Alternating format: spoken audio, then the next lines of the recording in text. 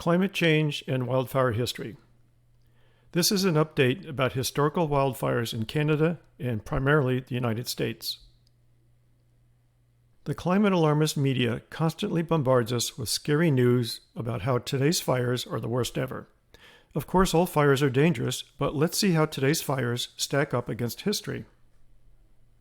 This is a consolidated table of available wildfire histories over America and Canada. It only lists fires which burned at least 1 million acres. It is important to note that these are individual fires and not a compilation of regional or state fires. Note that this table is sorted by year. This table goes back 197 years. Isn't that amazing that all but one fire occurred over 100 years ago?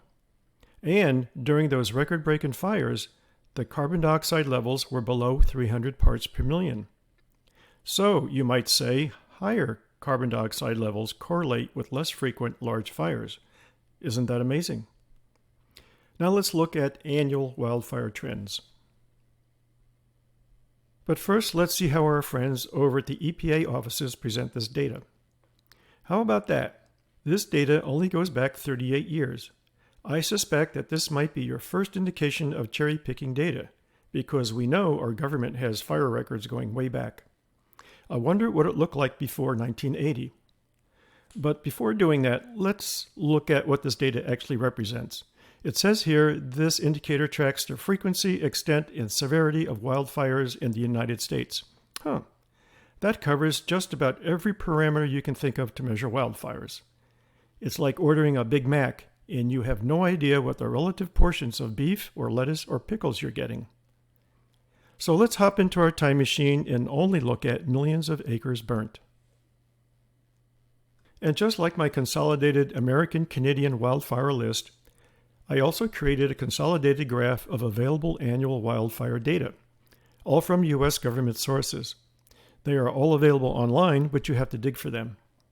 The 1900 to 1925 data is from a U.S. fire history reconstruction, while the later data is from the U.S. Forest Service and related offices.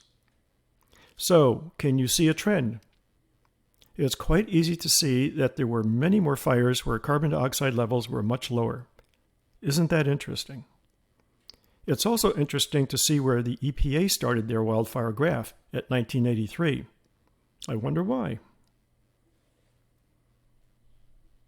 We should always remember what Winston Churchill said. A nation that forgets its past has no future.